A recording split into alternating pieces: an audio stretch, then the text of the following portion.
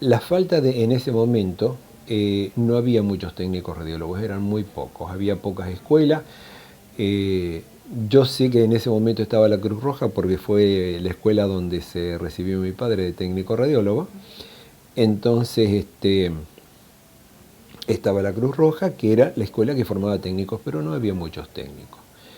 Así que ante la necesidad comenzaron a desarrollarse técnicos empíricos, le llaman, o sea, gente que se dedicaba, que aprendía, que concurría a un servicio, que aprendía el oficio, pero que sin haber tenido un título, sin haber tenido una escuela.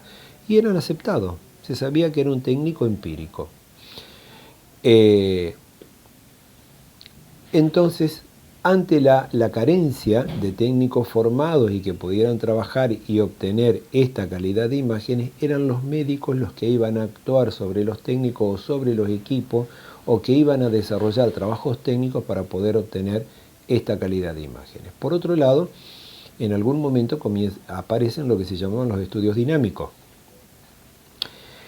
¿Qué es un estudio radiológico dinámico? Eso es cuando al paciente se le administra un contraste.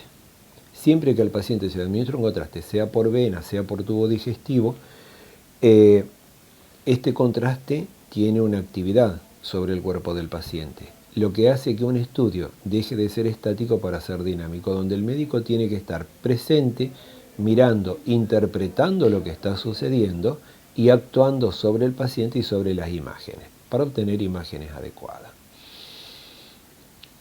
Ese es el punto donde el médico comienza a tener más presencia y más actividad y donde comienza a participar, el médico radiólogo comienza a participar en lo que son estudios dinámicos. Hubo médicos radiólogos que avanzaron más, ya a principios del siglo pasado, no de este, sino del siglo pasado, con estudios de contraste intraarteriales, intravenoso, apareció la angiografía, apareció el contraste, el aire como contraste, que era en una época donde se necesitaba. El aire es un buen contraste porque es un contraste negativo, es donde el rayo pasa libremente y donde hay aire es negro, y ese negro servía como contraste sobre las estructuras más densas. Entonces, en aquella época se hacían lo que se llamaba las neumoperitoneografías, las retroneumoperitoneografías, donde el contraste de aire donde el aire se utilizaba como contraste para exponer órganos abdominales u órganos retroperitoneales. En aquel momento no había modo de estudiar, por ejemplo, una glándula suprarrenal, si no era por esa metodología, o estudiar ovarios, por ejemplo, o útero, si no era por esa metodología, por lo menos el contorno externo-uterino, porque el contorno, la cavidad uterina ya se estaban haciendo las histerosalpingografías, las broncografías, que se administraba contraste dentro de vía aérea para poder ver las estructuras bronquiales. Allí es donde los médicos radiólogos comienzan a tener mucho más participación y a tener mucho más presencia en lo que era el diagnóstico radiológico. Luego, con los años, aparecen lo que se llaman las metodologías de corte. En nuestro país, década del 70, década del 80 es cuando se imponen lo que se llaman las metodologías de corte, como es la tomografía computada, la resonancia y la ecografía, que es donde se producen los mayores avances. Y luego en la radiología convencional aparece la radiología digital. Ya con la llegada de la radiología digital, prácticamente lo que es el médico trabajando en la constitución de la calidad de imagen comienza a dejar de tener presencia, y esto sí ya toma la mano el técnico. ¿Por qué?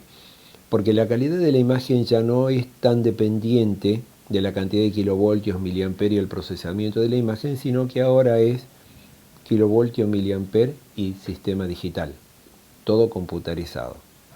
Los chicos jóvenes están muy habituados a manejar computadoras y a ellos se les hizo muy fácil transformar la radiología analógica en radiología digital.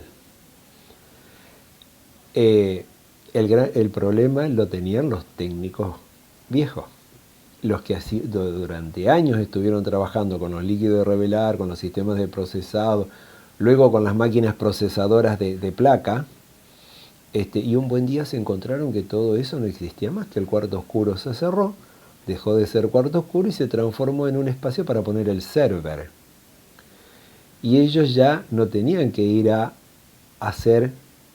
colocar la placa en los líquidos para obtener la imagen, sino que tenían que agarrar el mouse y con el mouse construir en la computadora lo que antes hacían en el cuarto oscuro.